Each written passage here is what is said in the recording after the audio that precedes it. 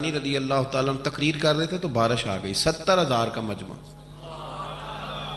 اور بغیر سپیکر کے تقریر، اور جیسی سمجھ پہلے بیٹھے آدمی کو آ رہی ہے ویسی آخری کو بھی آ رہی ہے۔ بارش آ گئی، بارش، اور جل تھل می برسنے لگا تو غوث پاک تقریر کرتے جا رہے ہیں، ہلکے بھی ادھر ادھر نہیں ہوئے، بس 2 جملے کہے تقریر روک، کہنے لگے اللہ تو دلوں کے حال تو جانتا ہی ہے، اگر یہ بندے میں نے اپنے لیے اکٹھے کیے ہیں تو بھگا دے سارے، اور اگر تیرے لیے اکٹھے کیے ہیں تو پھر بھی تیری مرضی ہے۔ لوگ کہتے ہیں یہ 2 جملے تھے کہ کمال تھا۔ پھر بغداد سارے میں بارش ہوتی تھی پر وہاں نہیں ہوتی تھی جہاں غوث اعظم کی محفل ہوتی تھی۔ پھر نہ بادل بھی ذرا ہٹ کے برستا تھا کہ یہاں سے ہٹ کے برسو، یہاں شیخ عبدالقادر جیلانی لوگوں کو مصطفیٰ کا دین پڑھا رہے ہیں، ہٹ کے گزرتا تھا۔ آپ نے واعظ فرمایا، تبلیغ فرمائی، 400 آدمی کاغذ قلم لے کے بیٹھتے تھے جو غوث اعظم کے بیانات لکھتے تھے، آپ جو جملے کہتے تھے وہ نوٹ کرتے تھے، 400 آدمی۔ تو سارے تابعدار اس زمانے میں بھی نہیں تھے، اور نہ ہی ہو تو مزہ آتا ہے، کوئی تھوڑے سے ہو نا دوسرے بھی تو چلو یہی کہہ لو کہ نظر نہیں لگتی۔ اس زمانے میں بھی کچھ لوگ تھے جو کہتے تھے نہیں جی نہیں، کوئی پڑھ کے پھونکتا ہے، یہ نہیں کوئی مسئلہ ہے۔ ایک شیخ یحییٰ بن نجاہ تھے، صرف نحو کے امام تھے، تو وہ بھی کہنے لگے، اپنے ایک شاگرد تھے، کہ تیرا پیر کیا سنگاتا ہے لوگوں کو اتنی دنیا جاتی ہے؟ تو وہ مرید تھے نا، شاگرد ان کے تھے، کہنے لگے کوئی نہیں حضرت صاحب، یہ کون سا مشکل مسئلہ، میرے ساتھ چلیں، چل کے دیکھ لیں، تو وجہ میرا محبوب نہیں ڈٹھا جنوں ویک کے چند شرماوے، نا چل دیکھ لیتے ہیں، آ جا۔ تو شیخ کہتے میں پہلے دن گیا تھا میں چہرے پہ کپڑا ڈال کے، کوئی دیکھے نہ کہ اتنا بڑا مفتی بھی کسی کی تقریر سنتا ہے۔ امام راضی کہتے ہیں علم بھی حجاب بن جاتا ہے، نہیں تربیت نہیں ہونے دیتا، بندہ کہتا ہے میں پڑھا لکھا ہی بڑا ہوں، اڑ جاتا ہے۔ شیخ یحییٰ کہتے ہیں میں چہرے پہ کپڑا ڈال کے گیا، پر جب غوث پاک کی محفل میں بیٹھا، رب رسول کی بات سنی، یوں لگا کہ ساری باتیں میری کر رہے ہیں، یہ میری تربیت ہو رہی ہے۔ پھر کپڑا آہستہ آہستہ سرکنے لگا، پھر میرے دل میں ایک دفعہ خیال آیا کہ لوگ دیکھ لیں گے کہ اتنا بڑا ہو کہ تو بھی تقریر سنتا۔ پھر میں نے کہا جس نے دیکھنا ہے دیکھے، اب بات ٹھیک ہو گیا، غلامی کر لی تو کر لی، اعظم یہاں تے لائیے ہی نہ تے جے لائیے تے پھر توڑ نہیں پائیے، دیکھنا جس نے وہ دیکھے۔ حضرت غوث اعظم رضی اللہ تعالیٰ عنہ کی محفل میں بیٹھا، کہتے میں نے عجیب نظارہ دیکھا، غوث پاک کی تقریر ختم ہوئی تو ادھر سے 5 بندے کھڑے ہوئے، حضور چور تھے پر آپ کی بات نے دل صاف کر دی، آج کے بعد پکی توبہ کرتے ہیں، محنت کر کے لوگوں کا مال بھی واپس کریں گے۔ پھر 10 ادھر سے کھڑے ہوئے، حضور بڑا لوگوں کو لوٹا ستایا، آبرو ریزی کی، آج ہم امیر ہو کے غریبوں کے پیر پکڑیں گے جا کے۔ 10 وہاں سے کھڑے ہوئے، حضور ہماری ماں روتی رہی پر ہم نے سنا نہیں، پر آپ کے قربان جائیں، جو آج آپ نے رنگ بھرا ہے نا، آج انشاءاللہ تب تک نہیں سوئیں گے جب تک اماں دعا نہ کر دیں، جب تک راضی نہ ہو جائے۔ جب یہ رنگ دیکھا نا، شیخ یحییٰ کہتے ہیں میں تو پھر بدل گیا، اگلے دن میں ایک دھاگا لے گیا لمبا سارا، آج میں نے گننا ہے کتنے بندے توبہ کرتے ہیں۔ ہماری محفلوں میں نوٹ گنے جاتے ہیں، نوٹ، اور 3 بندے ہوتے ہیں نوٹ گننے والے، اور شرم آتی، یہ سٹیٹس رہ گیا۔ اب غوث پاک کی محفل میں گنا جاتا تھا کتنے لوگ توبہ کرتے، دھاگا میں لے گیا، چادر میں نے اوڑھ لی، اور جب محفل ختم ہوئی تو میں حضور غوث اعظم کے قریب ہی ممبر کے بیٹھا تھا، 5 بندے کھڑے ہوئے آج توبہ کرتے ہیں، میں نے 5 گرہیں لگائیں، بعد میں گن لوں گا، یہ طریقہ تھا اس دور میں گننے کا، گرہ لگا لو، گنڈ لگا لو، کہتے ہیں 5 لگائیں، پھر 6 کھڑے ہوئے، جلدی سے 6 لگائیں، پھر 7 کھڑے ہوئے توبہ کرنے والے، کہتے ہیں 6 7 میں لگاتا رہا، پھر 20 25 40 پھر 50 پھر 100 کھڑا ہونے لگا۔ اب میرے لیے گرے لگانی مشکل ہو گئی، میں کبھی بندے گنوں، کبھی غوث پاک کو دیکھوں، کبھی دھاگا دیکھوں۔ جب میں پوری طرح الجھ گیا نا تو حضور غوث اعظم نے کرم کی نظر ڈالی اور فرمانے لگے یحییٰ یار تو نے عجیب کام شروع کیا ہے، میں دلوں کی گریں کھولتا جاتا ہوں تو لگاتا جاتا ہے، میں یہاں گریں کھول رہا ہوں اور تو لگا رہا ہے، اور پھر بھی اپنی کرامت نہیں بنائی، فرمانے لگے یہ میری وجہ سے توبہ نہیں کر رہے، یہ خدا کے فضل سے کر رہے ہیں۔ اور فرمایا یحییٰ خدا کا فضل گنا نہیں جا سکتا، وہ شمار نہیں کیا جا سکتا۔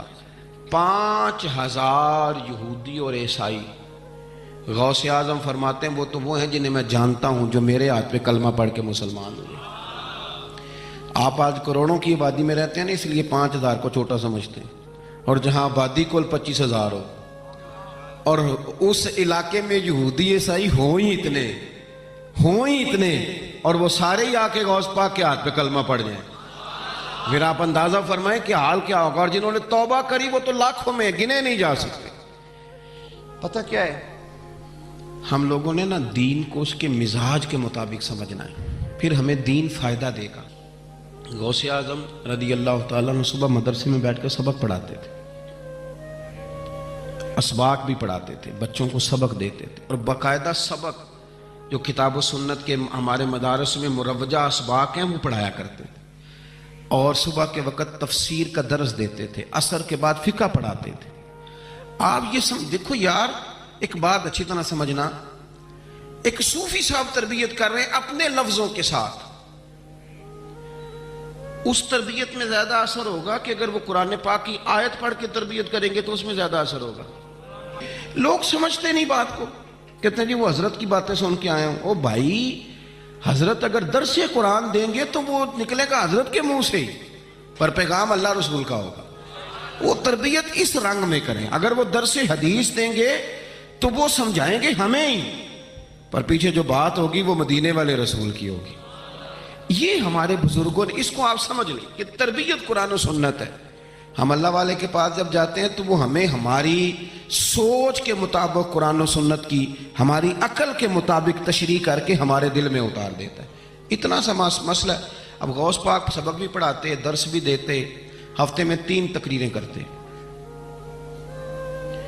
اتوار والے دن صبح، جمعے والے دن صبح اور منگل والے دن رات کو 3 تقریریں۔ یہ جو مقصد ہوتا ہے نا، مقصد یہ بڑے امتحان لیتا ہے۔ غوث پاک کا زمانہ، فقدان سہولیات کا، اور مقصد کی لگن یہ کہ 70,000 بندہ آ گیا تقریر سننے، اور یہ کہ لوگ آئے ہیں مہینوں کا سفر کر کے، کوئی گھوڑے پہ، کوئی اونٹ پہ، کوئی خچر پہ، کہ غوث پاک سے بات سنیں گے، اللہ دل صاف کرے گا۔ تقریر بھی تیار تھی اور اپنے بیٹے کا جنازہ بھی تیار تھا۔ جے سونا ہی میرے دکھ وچ راضی، کسی نے کان میں کہا حضور جنازہ وہی ٹائم ہے، تیاری ہو گئی اور وہی محفل کا ٹائم ہے، تو تھوڑا وقت نہ تبدیل کر لیں۔ تو غوث اعظم فرمانے لگے میرا رب کریم جانتا ہے نا کہ یہ وقت لوگوں کے آنے کا ہے، تو اگر بیٹے کے لیے جناب اسرائیل کو بھیجا ہے تو جس بات میں اللہ راضی ہے میں بھی راضی ہوں۔ حضور کریں گے کیا؟ فرمایا جنازہ تیار لے کے کر کے محفل میں آ جانا، میں 4 تکبیریں پڑھ کے پتر کا جنازہ پڑھا دوں گا، تم میرا بیٹا رب رسول کے حوالے کرنا اور میں بیٹھ کے لوگوں کو اللہ رسول کا دین سکھاؤں۔ یہ لگن ہے مقصد کی، یہ درد ہے۔ اس درد میں لپیٹ کر جب لوگوں کو دین پڑھایا جاتا ہے نا، تو پھر وہ تقریریں نہیں ہوتی، پھر وہ دین روحوں تک اتر جاتا ہے۔ اس درد کے اندر جب لپیٹ کر حضور غوث پاک نے یعنی ممبر سے اترے اور بیٹے کا جنازہ پڑھایا، پھر ممبر پہ بیٹھ گئے، اور پھر رسول اللہ کا دین، اور زندگی ساری دین پڑھایا، اور ساری زندگی پیغام دیا، اور اللہ کے بندوں سے پیار کیا، رب کریم کے بندوں سے محبت کی۔ غوث اعظم رضی اللہ تعالیٰ عنہ کشتی جہاں چلتی تھی نا دجلہ کے کنارے، وہاں کھڑے تھے تو ایک غریب آدمی رو رہا تھا، تو غوث اعظم رضی اللہ تعالیٰ عنہ نے اسے بلا کے کہا کیوں روتے ہو؟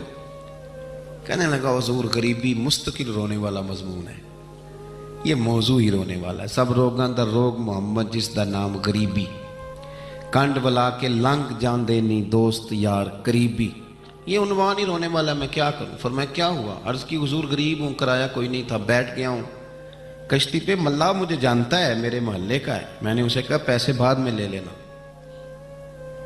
مجھے سفر کرا دے، لیکن اس نے کہا میں نے مفت خوروں کے لیے کشتی نہیں بنائی، نیچے اتار دیا۔ حضور چلو نہ لے جاتا بات الگ تھی، لیکن سارے محلے داروں میں جو میری ذلت ہوئی وہ مجھے بڑی تکلیف کر گئی۔ غوث پاک نے خالی تسلی نہیں دی، میری تھپکی نہیں دی، گھر گئے 100 دینار لائے، ملاح کو بلایا، اس کو 100 دینار تھما کے فرمانے لگے آج کے بعد جو غریب آئے نا اسے رسوا نہ کرنا، اسے عبد القادر جیلانی کے کرائے پہ سفر کرا دے۔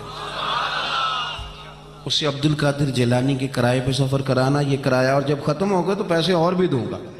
لوگوں سے پیار کیا، اللہ کے بندوں سے محبت فرمائی، آنے والوں کا خیال رکھا۔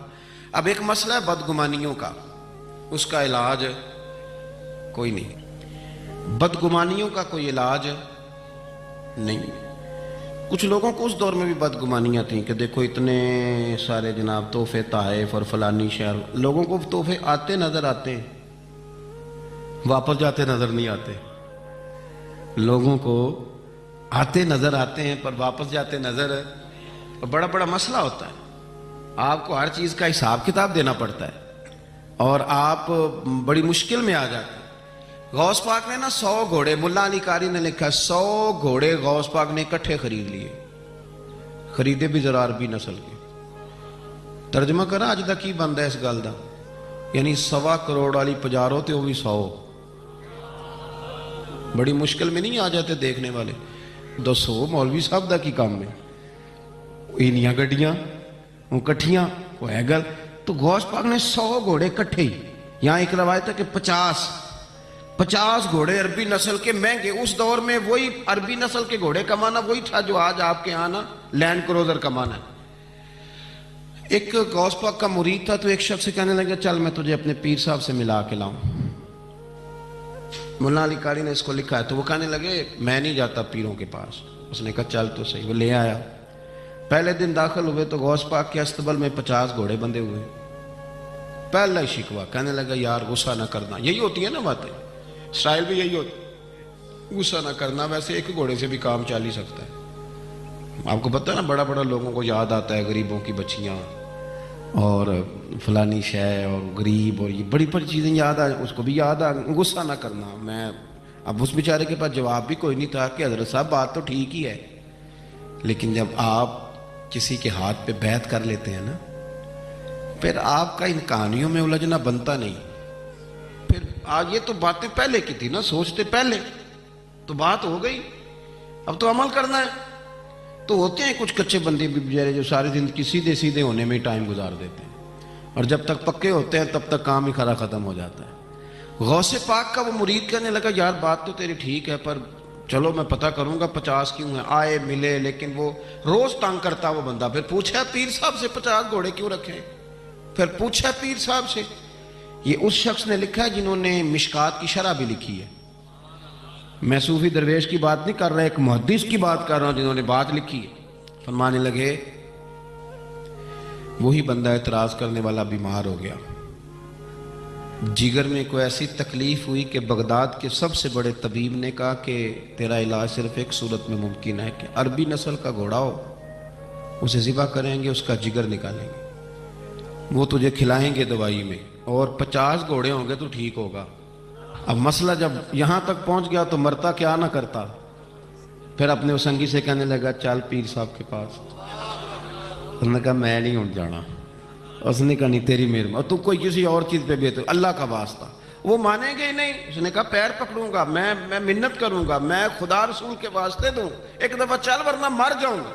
اب مرنے والا بندہ کیا کرے؟ جب موت سامنے نظر آئے تو گیا غوث پاک کے پاس اور کہتا ہے سارے رستے سوچتا گیا کہ پیروں پہ سر رکھوں گا، پگڑی اتاروں گا، یہ کروں گا، منت کروں گا، ماں کی بات سناؤں گا، اپنی بہنوں کا واسطہ دوں گا، بڑا کچھ کروں گا، حضور اس کے صدقے مان جائیں، چھوٹے بچوں کی بات سن، سارے رستے تیاری کرتا گیا۔ لیکن جب غوث پاک جیلانی کی ڈیوڑی میں قدم رکھا تو شیخ عبد القادر جیلانی دیکھ کے مسکرائے، فرمانے لگے او یار تجھے بڑا شکوہ تھا میرے گھوڑوں پہ، اصل میں نہ تو ایک دن میری گلی سے گزر رہا تھا، میں نے تیرے ماتھے پہ نظر ڈالی تو سمجھ آ گئی تو بیمار ہو جائے گا اور تیرا علاج بھی 50 گھوڑوں سے ہوگا۔ میں نے 50 کیا کرنے تھے، میں نے تو تیرے لیے منگا کے رکھے ہوئے ہیں۔ کچھ تو مجبوریاں رہی ہوں گی، یوں ہی کوئی بے وفا نہیں ہوتا۔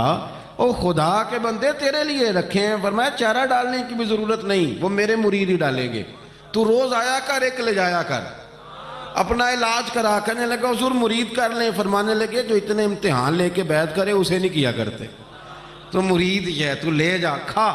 اور اپنا آج تک لوگوں کو بدگمانیاں ہوتی ہیں، اور جو عمل کرنے والے تھے، اللہ والوں کی بات ماننے والے تھے، وہ بات مان کے درجات بھی لے گئے، اور جو کہانیوں میں تھے وہ بیچارے آج تک کہانیوں میں ہیں، ابھی تک ان کا الجبرا اور ہندسہ کا رزلٹ کوئی نہیں آیا، ابھی تک یہاں کہانیاں۔ ان بزرگوں کی تعلیمات پر عمل کریں۔ غوث پاک رضی اللہ تعالیٰ عنہ کی ساری زندگی پڑھو گے تو جو چیز سب سے زیادہ نظر آئے گی، حضور غوث پاک رضی اللہ تعالیٰ عنہ نے نا نبی پاک صلی اللہ علیہ وسلم کی اتباع میں وقت گزارا ہے۔ کچھ بندے اللہ کے بڑے خاص ہوتے ہیں، حضور غوث پاک رضی اللہ تعالیٰ عنہ کو اللہ نے اعزاز عطا فرمایا، شان عطا فرمائی کہ غوث اعظم درمیان اولیاء جو محمد درمیان انبیاء۔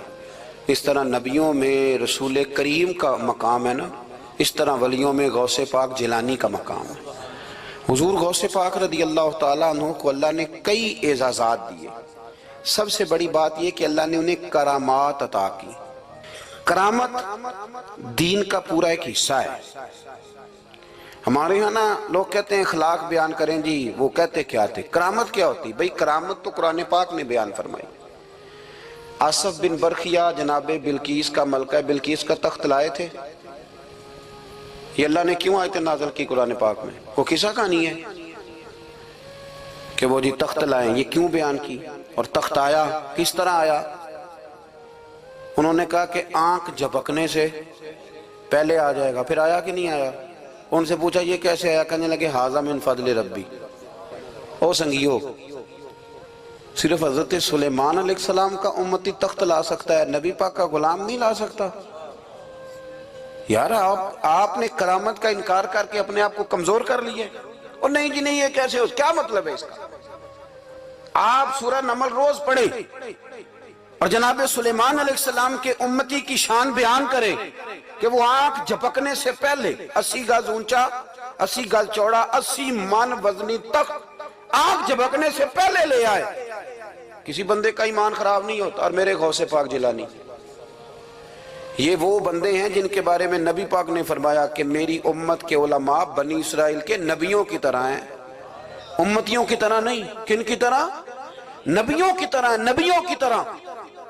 حضرت غوث پاک رضی اللہ تعالیٰ عنہ ہم کو ملانگ لوگ نہیں ہیں، الحمدللہ تعالیٰ ہم تو غوث پاک کی کرامت بھی مانتے ہیں پر قرآن و سنت کی اینک لگا کے مانتے ہیں۔ یہ میری بات سمجھ لیں۔ حضرت غوث پاک رضی اللہ تعالیٰ عنہ طالب علموں کو سبق پڑھا رہے تھے، تو سبق پڑھاتے پڑھاتے نا ہاتھ آگے بڑھایا تو اچانک ہاتھ واپس آیا تو گیلا ہو گیا تھا سارا۔ تو شاگرد بھی بڑے سیانے ہوتے ہیں، انہوں نے سبق چھوڑ دیا، استاد جی کے گیلے بازو کو دیکھنا شروع کیا۔ حضور یہ کیا ہے؟ تو غوث پاک بھی غوث پاک تھے۔ ہر بندے کا ہاضمہ اتنا اچھا نہیں ہوتا کہ اس کو ہر بات ہضم ہو جائے۔ کئیوں کو بد ہضمی بھی بڑی سخت ہوتی ہے، کھٹے کھٹے ڈکار آتے ہیں بات سن کے، کانوں سے دھواں بھی نکلتے ہیں کئی دفعہ۔ تو انہوں نے پوچھ لیا فٹافٹ کہ حضور یہ کیا ہوا؟ تو غوث پاک کو پتا تھا کہ سب کا ہاضمہ ٹھیک ہے۔ میاں صاحب نے بھی کہا تھا خاصاں دی گل عامہ آگے نہیں مناسب کرنی۔ اگلا شعر میں نہیں یہ پڑھنا کیونکہ زیادہ ڈاڈ ہے تو میں ادھر ہی رہتا ہوں، اتنا ہی کافی ہے کہ خاصاں دی گل عامہ آگے نہیں مناسب کرنی۔ انہوں نے کہا حضور یہ کیا ہے؟ تو آپ فرمانے لگے تمہارے والی بات نہیں۔ اللہ اکبر۔ ابھی سبق پورا ہو رہا تھا تو بندے دوڑے دوڑے آ گئے اور انہوں نے نعرے لگانے شروع، یا غوث یا غوث یا غوث۔ لوگ کہتے ہیں غوث پاک سے ملتا نہیں، میں کہ ٹھیک ہے انہوں نہیں نہ ملیا، جنہوں ملیا اس تے رولا پانا نہ بڑا ملیا ہے بڑا ملیا ہے بڑا ملیا ہے، اپنا اپنا معاملہ نا۔ کسی نے کہا حضور کچھ نہیں دیتے، تو کسی نے کہا میرے کریم سے گر قطرہ کسی نے مانگا، دریا بہا دیے در بے بہا دیے، جس کو ملا ہے وہ تو شور کرے گا۔ تو تھوڑی دیر کے بعد ہی بندے پہنچ گئے، انہوں نے آ کے یا غوث کے نعرے بھی لگائے، وہ مچلے بھی، وہ روئے بھی، وہ قدم بھی چومے، اپنے مقدر پہ ناز بھی کیا۔ شکر ہے اللہ کا، اللہ نے ہمیں آپ کا غلام بنایا، شکر ہے۔ تو طالب علموں نے پوچھا ہوا کیا؟ کہنے لگے کشتی میں بیٹھے تھے تو ڈوبنے لگی تھی، تو ہم نے کہا کہ ہم تو غوث پاک کے ماننے والے ہیں۔ تو پھر حضور غوث اعظم کا دست مبارک نمودار ہوا ہے اور کشتی کو پکڑ کے کنارے لگا دیا ہے، کشتی کو پکڑ کے کنارے لگا دیا ہے۔ ایک قریب کہنے لگا یہ کیسے ہو سکتا ہے؟ تو دوسرا اس کی کمر پہ تھپکے دے کے کہنے لگا ویسے ہی ہو سکتا ہے جیسے آصف بن برقیہ کے ذات ہوا تھا، بالکل ویسے ہی ہو سکتا ہے۔ سیدنا غوث اعظم کی کرامات اتنی متواتر کے ساتھ ہیں کہ ملا علی قاری فرماتے اتنی تو کرامتیں سنی نہیں جتنی غوث پاک کو اللہ نے عطا فرمائی۔ رب کریم نے انہیں درجہ دیا، وقار دیا، ان کی دعاؤں کو قبولیت دی، اللہ نے انہیں اعزاز کے ساتھ نوازا، اللہ نے ان پر فضل فرمایا۔ ایک تاجر تھا تو ملک شام جاتا تھا اکثر تجارت کرنے کے لیے، مال کما کے لاتا، غریبوں کی بھی مدد کرتا، مدارس کی، مساجد کی، سب جگہ جہاں دین کی ضرورت ہوتی پہنچتا۔ ایک بغداد میں اور درویش بھی گزرے جن کا نام شیخ حماد ہے، وہ بھی بڑے درویش تھے۔ وہ تاجر شیخ حماد کے پاس گیا، کہنے لگا میرے لیے دعا کر دے، میں جا رہا ہوں سفر کے لیے۔ تو انہوں نے کہا میں صبح بتاؤں گا۔ استخارہ کیا، صبح کہنے لگے نہ جانا، تیرا مال بھی لٹ جائے گا اور تو قتل بھی ہو جائے گا۔ وہ بڑا پریشان ہوا، حضور غوث پاک کے پاس گیا، کہنے لگا حضور وہاں بھی میں نے کہلا بھیج دیا ہے، سامان میرا پڑا ہے، جاؤں گا نہیں، پیمنٹ نہیں کروں گا، ملے گا نہیں تو خسارہ ہو جائے گا، مہربانی فرمائے۔ غوث پاک نے مراقبہ کیا، فرمایا تو جا، اللہ خیر کرے گا، تو جا، اللہ خیر کرے گا۔ مرید کا عمل کے یقین، پیر کا عمل کے یقین، چلے آپ فیصلہ کر لیں تو میں آگے بڑھتا ہوں۔ حضرت غوث اعظم رضی اللہ تعالیٰ عنہ نے مرید سے کہا تو جا اور اللہ خیر کرے گا۔ وہ گیا، کہتے میں نے پیمنٹ کی، مال لیا، واپس آیا، گھوڑوں کا سفر تھا، رستے میں رات کو ایک جگہ سویا، خواب دیکھتا ہوں، خواب میں ڈاکو آ گئے، انہوں نے پہلے مال لوٹا پھر مجھے قتل کیا، اور جب میرے گردن پر انہوں نے خنجر چلائی، خواب دیکھ رہا ہوں تو میری فٹافٹ آنکھ کھل گئی، اور جب میری آنکھ کھلی تو میں اسی وقت ہی رخت سفر باندھا، سر پٹ گھوڑے دڑائے، کچھ رات کو کچھ دن کو، سویرے بغداد پہنچ گیا۔ کہتے خیال تھا کہ پہلے غوث پاک کے پاس جاؤں گا، لیکن پہلے شیخ حماد سے ملاقات ہوگی۔ میرا چہرہ دیکھا، پریشان تو دیکھ کے مسکرائے، فرمانے لگے بھی تیرا پیر بڑا شاندار ہے، تیرا پیر بڑا شاندار ہے۔ وہ کام جو حقیقت میں ہونا تھا نا، حقیقت میں انہوں نے دعا کی ہے تو رب کریم نے اسے خواب بنا دیا ہے۔ ان کی دعا کی برکت سے اللہ نے اسے، اب میں بات مضبوط کرنا چاہتا ہوں تو میں ایک حدیث پاک بھی پڑھ دوں۔ لوگ کہیں گے جی مرنے والا بھی بچ جاتا ہے، عمر بھی بڑھ جاتی ہے، مشکات کی حدیث ہے، ترمذی میں بھی موجود ہے۔ نبی پاک صلی اللہ علیہ وسلم نے فرمایا ہے اگر تم چاہتے ہو رزق بھی بڑھ جائے، عمر بھی لمبی ہو جائے، تو اپنے رشتہ داروں سے اچھا سلوک کرو۔ اس کا مطلب ہے کہ عمر بڑھ جاتی ہے، موت کچھ وقت کے لیے ٹل بھی جاتی ہے۔ حضور غوث پاک کو اللہ نے بڑا اعزاز دیا، بڑی کرامات دی۔ آپ فرمایا کرتے تھے میں نے 40 سال اپنے رب کو راضی کیا ہے مصلی پہ بیٹھ کے۔ تو میرے مالک نے پھر پوچھا ہے کہ عبدالقادر کچھ مانگ لے، کوئی بات کر لے، تو سیدنا غوث اعظم رضی اللہ تعالیٰ عنہ فرماتے ہیں کہ میں نے پھر اپنے رب کریم کی بارگاہ میں عرض کیا مالک جو قیامت تک مجھ سے محبت کرے، فضل کرنا اسے بغیر توبہ کے موت نہ دینا۔ تو میرے رب نے میری اس دعا کو شرف قبولیت عطا فرمایا کہ جو مجھ سے پیار کرے گا، میرا نام لے گا، وہ بغیر توبہ کے نہیں مرے گا۔ جنات بھی آپ کی بارگاہ میں حاضر ہوتے، آپ کو شیخ بحر و بر کہا جاتا ہے۔ جب آپ نے منبر پر بیٹھ کر یہ اعلان فرمایا نا کہ میرا یہ قدم ہر ولی کی گردن پر ہے، تو خراسان کے جنگلوں میں معین الملت والدین عطائے رسول ہند الولی خواجہ معین الدین اجمیری موجود تھے، تو وہاں اعلان کرنے لگے، کہنے لگے غوث پاک صرف گردن پہ کیوں، آپ میری آنکھوں پہ بھی قدم رکھیں، میرے سر پہ بھی قدم رکھیں۔ اللہ نے ان اولیاء کو بڑا اعزاز دیا، انہیں اللہ نے بڑی شان دی۔ اپنی نسبت اللہ کے بندوں سے مضبوط رکھیں۔ ضروری نہیں کہ آپ کسی جگہ مرید ہی ہوں گے تو آپ کی نسبت مضبوط ہوگی، آپ خواجہ معین الدین سے پیار کریں، آپ حضرت بہاؤالحق نقشبند بخاری سے پیار کریں، داتا علی اجویری سے پیار کریں، آپ غوث پاک جیلانی سے، آپ اللہ کے نیک بندوں سے محبت کریں، ان کا تذکرہ سنیں۔ اب تو پوری مہم چلی ہوئی ہے اللہ کے بندوں کے خلاف، لوگوں نے ایسا وار چلایا کہ بس جی کچھ بھی نہیں جی آپ چھوڑیں، آپ ڈائریکٹ کتاب و سنت کو پڑھیں، کوئی بھی نہیں جی کوئی ولی نہیں، تو پھر وہ جو اتنی آیتیں ہیں وہ حدیثیں وہ سارا کچھ، اس کا مطلب ہے امت میں ولی ہوتے ہی نہیں۔ تو الا ان اولیاء اللہ لا خوف علیہم ولا هم یحزنون کا کیا معنی ہے، اس کا کیا مطلب؟ آپ نے تو ملیا میٹ کر دیا سارا، پوری مہم چلی اللہ کے بندوں سے پیار کرے۔ اور میرے نبی پاک صلی اللہ علیہ وسلم نے فرمایا جو جس سے پیار کرے گا قیامت کے دن اسی کے ساتھ اٹھایا جائے گا۔ اور حضرت ابو ذر غفاری نے عرض کیا تھا یا رسول اللہ اگر وہ ان جیسے عمل نہ بھی کرے تو فرمایا اللہ بڑا کریم ہے، ایمان کی سلامتی سے جائے اللہ ان کے ساتھ ہی کھڑا فرما دے گا۔